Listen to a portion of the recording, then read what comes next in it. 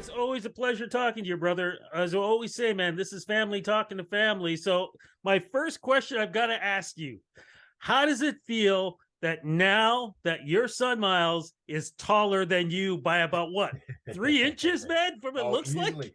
easily 3 inches. First of all, it's always fantastic talking to you, Rudy. You're literally one of my favorite people in the world. So, and yes, my son is. You know what? And it's weird because I'm actually proud that the idea is to make them smarter, stronger, and bigger than you were in the past, right? So, and I think I've accomplished that. He's certainly smarter, and he's certainly taller. We're working on the stronger part right now. I think right now I still have a little bit of an advantage, but that's not going to last very long. No, no, no. I still remember the story you told me years ago about how when he wanted to get a walnut cracked and you did it with your hands, he was like astonished. And now he's probably looking like, give me that walnut. Yeah, give me that walnut. He just puts it in his bicep and he just snaps. Walnuts crack when he just looks at them. But hey, look, it's always been about with you and I, man. The pictures I'm looking back here, it's always been Yes. about fitness. I mean, we worked out together for many, many years. And you yourself, you've been working with a fitness company for the longest time, correct? Yeah, I've been with them for about 3 or 4 years now. What is this? Well, yeah, no, I guess 5 years now. It all just sort of blends together. Yeah, I'm with Prototype Sports Performance. We have an offshoot of Prototype Sports Performance is mainly for high-end athlete development, but we have an offshoot called PSP Well, which is for adult personal training, and that's the program that I run for Prototype Sports Performance in Mississauga. And it's you know what, Rudy, it is helping people feel better about themselves is just one of the greatest things that I'm just having such a good time with it, and it's so rewarding. And I've made so many good friends out of it, and it's just been a fantastic experience. Did you find that more people were joining your facility because coming out of the pandemic and what people were going through? Because, as you know, fitness can really help you with your mental health as well. Yes. Do you know what? It's so funny you say that, Rudy, because I have one client and she says that 90% of the reason why she works with a personal trainer is for the mental company of during the workout. She says she can program her own workout if she wants to. It's having that person there to talk to sort of vent about their day, and while they're getting their exercise in. So she leaves feeling not only physically better, but mentally better. And so that is such a huge aspect of it. And yes, we did see an uptick at the end of the pandemic, a lot more people reaching out because it's like, not only do I need to get in shape, I need to get out of the house and I need to talk to people. So that is the value that a personal trainer adds, is not only do we build the program for you, teach you how to do it and walk you through the program, but we're a sounding board. You can spew off on anything that you need to vent about, and we're there to listen to help you get through your day and your workout and feel better about yourself. And that's something that seems to happen a lot around this time of the year because as we're speaking, we're Yep. going into a new year. Yes. And, part of the New Year's resolution is people want to be fit. Yep. One of the things I love to talk to you about is right off the top, the mistakes people make Yeah. going into a new year, a new mindset, and a new workout. And let's talk a little bit about that because, and the reason why I think it's important to talk about that in the beginning is because I don't want to see people fail. Right. And can people set themselves up for, and I hate that word failure because actually failure can be a good thing sometimes, but do Yeah. people set themselves up for failure? Because, like, for example, I know people who will say, okay, I'm going to eat all the junk I want right up to New Year's Eve and then New Year's Day. I'm just going to drink water. I'm just Yeah. going to eat salads. I'm going to eat tiny portions of food. I'm going to go to the gym. I'm going to be there 5 hours a day. And, this is stuff they haven't done in like maybe a year or even longer than that. Yeah. Yeah, no, you're absolutely right. And that is the challenge that people put upon themselves. They put this pressure on themselves because I mean, they'll find themselves in a situation where they haven't been taking care of themselves. And there are various reasons why they got to that point. But then, as you say, then they decide, okay, but starting next Monday, I'm not going to eat everything that I have been eating. Mhm. And I'm going to start getting up at 6 o'clock in the morning, and I'm going to go to the gym at 7 o'clock every single night. And they talk about flipping their life upside down. And yes, the purpose and the reasoning behind it is good. They want to make a change for the better in their lives, but they're putting too much pressure on themselves, right? And so if you tell yourself, I'm going to start next week, January 2nd, 2023, I'm going to start going to the gym 4 days a week. And that first week that you go 3 times instead of 4, now you feel like a failure. I didn't accomplish my goal. And yet you're forgetting you went to the gym 3 times that week, right? Or you think I'm going to go to the gym 3 times and you only make it once. And now you're beating yourself up because you missed 2 workouts. And it's like, no, do you know what? You had a tough week and you still managed to get 1 workout in. That's the mindset we need to change. We need to recognize in ourselves what we have done instead of recognizing what we don't do, right? And that's the big difference. And once you can get your head around, yeah, do you know what? I didn't accomplish everything that I wanted to, but I did get this done. It changes as opposed to so now I didn't get my 4 workouts in. I only got 3 in. So I mean, I'm only going to do 3 workouts next week, and then that gets down to 2, and and now you feel like you're failing yourself, and you stop going altogether. Because why even bother? I'm just going to mess it up again, right? Start off slow. Don't tell me you're going to start going to the gym 4 times next week. Tell me you're going to go for 2 walks next week. That's it. I'm going to go. I don't walk at all. I'm going to go for 2 walks next week. And you get those 2 walks in. It's like, hey, look what I accomplished. Maybe I can do more, instead of always trying to figure out why I can't match what I said I was going to do. What about that word pain? And that is that's a very important aspect, because if you haven't worked out a long time and then you start to go in it, and sometimes some people make the mistake because they're going in going, oh wow, I'm feeling good. Yeah. They forget the next morning when they wake up, their body's going to go, hey, guess what? You haven't done this a long time. So I'm going to remind you why. Yeah. Can you talk a little bit about that, please? Because I think that's very important. Yeah, no, that is very important. That is, yeah, people, if you have a history of exercising, then that's the first mistake they make, is they go into the gym and they start off where they left off 18 months ago, right? Right. And that's mistake number one. Even if I have a client who has missed workouts for 2 weeks, that first workout back, I'm not going to put them right back in the middle of their program. We're going to wake the body up a little bit before we get back into it again, because you haven't been doing anything for 2 weeks. So if you haven't been doing anything for 18 months, your poor body is like, please, no, please don't do that.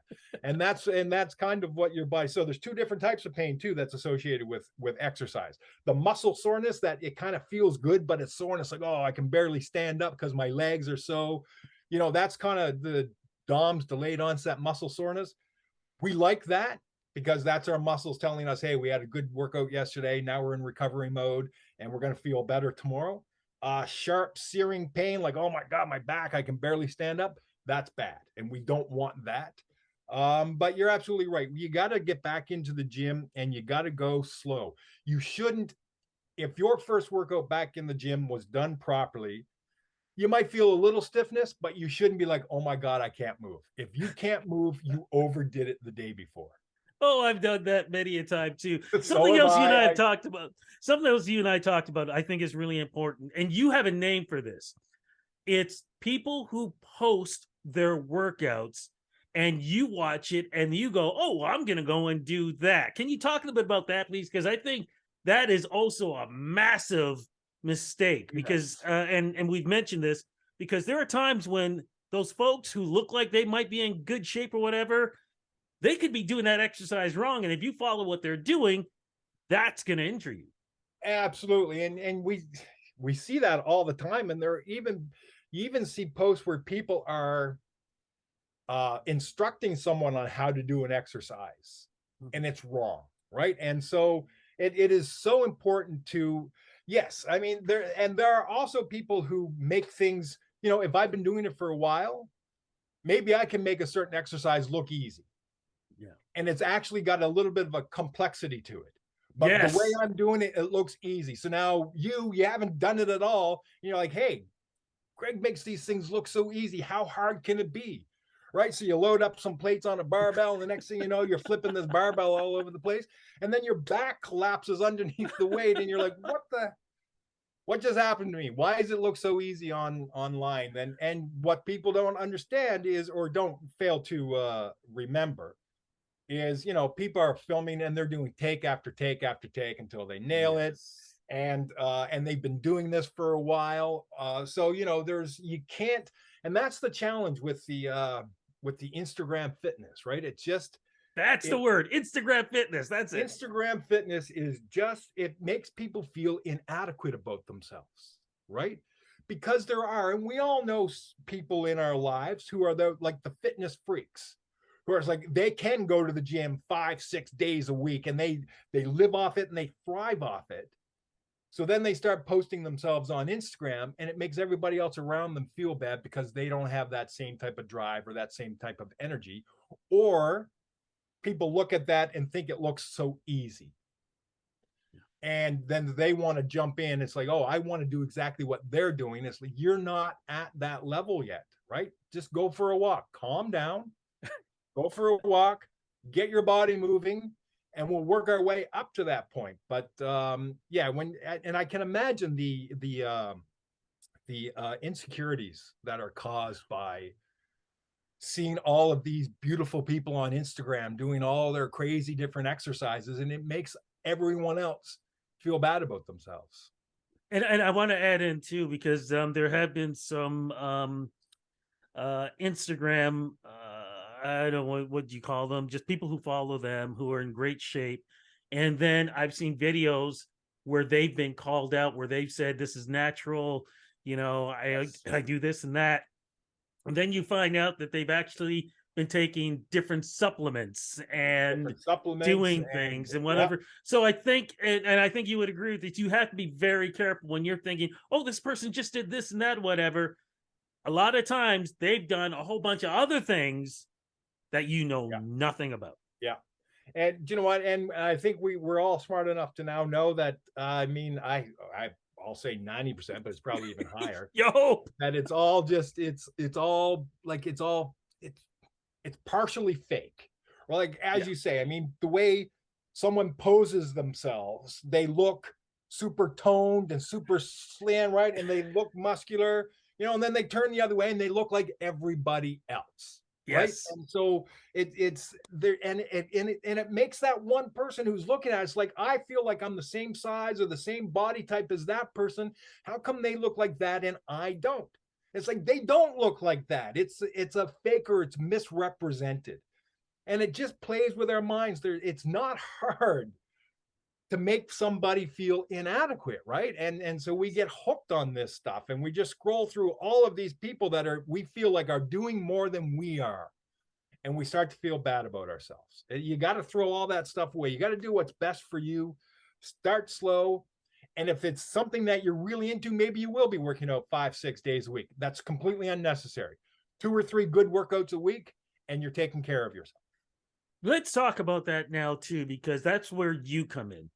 Yeah. What is it that somebody like yourself can do for somebody who maybe hasn't worked out for a very long time?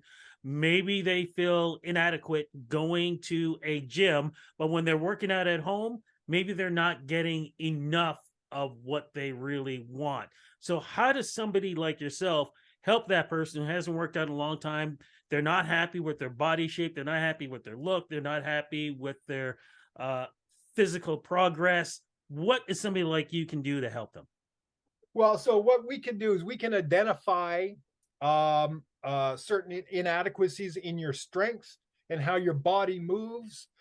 We can identify that you compensate more on your right side than you do on your left side. So that's why your squats aren't getting any better. And then we can develop a program that will improve all of the inadequacies that we see in your movement. The other thing that we can do is we can teach you things that you didn't know you could do. And that's the number one reward that I have as a personal trainer, is having people realize they are far more capable than they think they are. So when you're in a gym by yourself working out, and I want it to be this way, but you're working within your own limitations, right? And I don't want to encourage anyone to start, squatting way too much that they're not supposed to, because, oh, maybe I should push myself more. If you want to push yourself more, have a spotter, have somebody with you who knows what they're doing to help you out with that. That's my little disclaimer. But that is the best part. Somebody will walk into the gym for the first time and they'll see somebody deadlifting, and they're like, "Oh my God, deadlift! I never do deadlifts. That'd be crazy." And 3 weeks later, we have them over there doing deadlifts, and they're like, "Oh my God, I had no idea I could lift that much weight." Wow. And that is when they start to feel good about themselves. And now it's like, oh, I am capable. I do have something that I can offer in a gym. And then it starts to change. And then they start to get the buy-in. And that's when they really start to feel and see the progress. Is it about losing weight? Is it about just being healthy? Is it about both? Well, certainly it is about being healthy. The weight thing is more nutrition. If you want to lose weight, it's about calories in and calories out. The physical exercise, it does help you burn some extra calories, but I mean, you'd be kind of surprised that it's not like how few, but it's just an hour long workout. It's not like you're burning 1,600, 1,700 calories, right? And you're going to start dropping lots of weight that way. The workout is it's going to increase your stamina. It's going to increase your strength, and it's going to make your body over. It's going to improve your cardiovascular health. It's going to make your body healthier. But if you actually want to lose weight, then now you need to look at how you eat, what you eat, and when you're eating, and why you're eating, and that whole other thing. And does time make a difference in when you're eating? Because, like, for example, the business that we've been in, sometimes we don't get to eat until late at night. And I've heard that's not a good thing. I've actually heard people say that you shouldn't eat after 6 o'clock. Like, what do you think of that kind of Yeah, stuff? do you know what? There's lots of now. I'm not a nutritionist, so I am not a qualified Okay. expert. Yep. But I will say that I mean there have been different studies that have talked about that, and there's different fads. There's the fasting thing where people only eat between 8 a.m. and 4 p.m. and then you don't eat outside of those hours and stuff. Mhm. And some people find value in that stuff, and they feel like, oh, that works for me.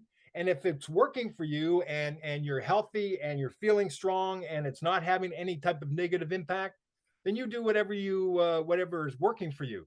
But I have not noticed, me personally, none of that really matters. I notice the biggest difference is like over the past couple of weeks, the holidays and things like that, and I've Yeah. maybe had a couple extra beer that I normally wouldn't have had, and having some chips, watching a movie and stuff. And I notice when I don't eat as not, and I wouldn't say that I eat super super healthy. I'm not a health freak about it, but I try to eat as healthy as I possibly can.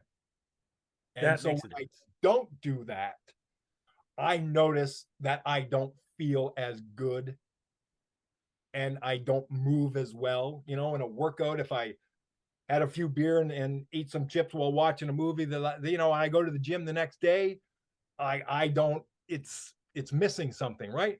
You spend a couple of days, you sort of eat properly and get proper sleep, and then you go to the gym, and it's like, oh, there's that energy back, and there's that strength back, and so, but it all ties into it. Your nutrition leads to how well you can work out. But yeah, as far as the weight loss is concerned, it's all what you eat. I would not concern myself. And again, this, when you talk about when should I eat and all that other stuff, this is when we start to complicate things, right? Because Yeah. now it's like, okay, so I know I'm supposed to eat this stuff, but now I'm supposed to, like, I can't eat it past this time, or I'm supposed to eat it before then, and now it just gets like, just eat as healthy as you possibly can. Plays with your mind. Yeah, we get one rule that Justin, who owns Justin Vince, who's the owner of Prototype Sports, his general rule for clients is half your plate is greens and vegetables, and then a fist-sized piece of meat, and then some rice or potatoes or some kind of little bit of pasta as a third. Yeah. Right. So half veggies, the other half is a piece of chicken and a small amount of pasta. There's your meal right there. Yeah, no, you're absolutely right. My problem is those potatoes, man. Can't get enough of the potatoes. I'm a potato freak on that. Look, as we're wrapping this up, one thing I want to make sure that people understand that what the why having somebody like you helping them is actually can be actually beneficial than just being on your own. And it sounds basically the reason why is because you're always going to send those quote unquote positive vibes to them throughout their whole workout. Positive vibes, the supportive nature of it. It's the recognizing. So there's two things that personal trainers offer. Is it's recognizing when the moves aren't being done properly.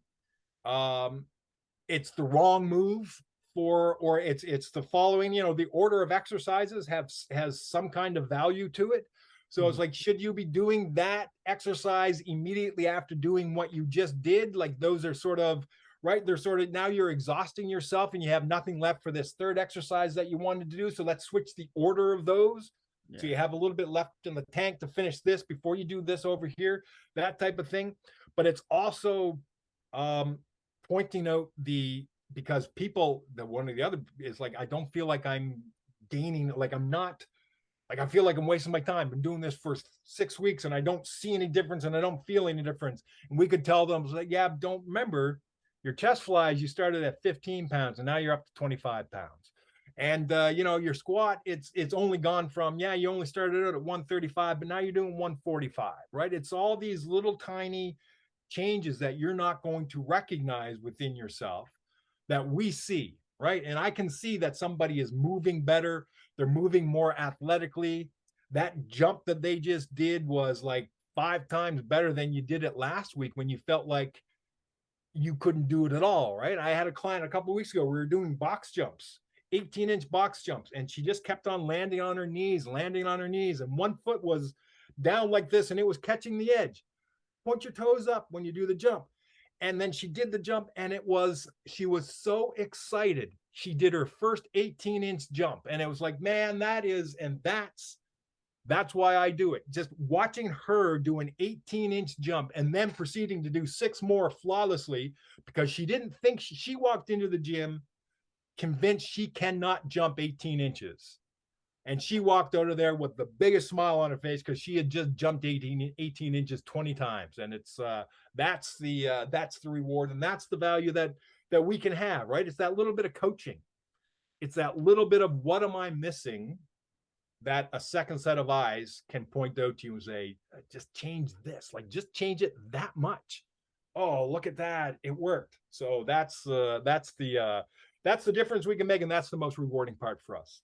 And the one thing I do want to add in, what you're talking about, that 6 months, and they physically see what they're doing. If they had taken a picture of themselves 6 months in the beginning and then 6 months after, I mean, when you're looking in a mirror, you just see you. But if you saw 2 different pictures, you'd probably be very surprised in how different they would look in that 6 months, because they kept the consistency going. I have a client and she totally understands that. She says her weight has not changed, but her clothes fit better. And she actually had to go out and buy new clothes because of the pandemic, she wasn't wearing jeans and stuff like that. So she had to go to an office meeting. She put on a pair of jeans for the first time in 12 months. She said they were way too big. I had to go buy new jeans for my meeting. So that's it. Because we changed the shape of her body. Her weight didn't change, but her body shape did, because of the muscle development. And she's a 57-year-old woman, and she was thrilled. So it's all those little tiny things, right? It's the throwing on a pair of jeans and realizing, oh, I am making a difference. You make the difference, my friend. Look, always a pleasure talking to you. Congratulations on helping so many people out, man. And as always, we are going to do this again leading into 2024. You get the last word, man. And the last word for me asking you is, what is your favorite workout song? Oh, my favorite workout song, I would have to say right now, Paradise City, Guns N' Roses. There you go. Brother, thank you so much. And always a pleasure talking to you, man. Big love to Always the a pleasure family. to talk to you, Rudy. Love you, man.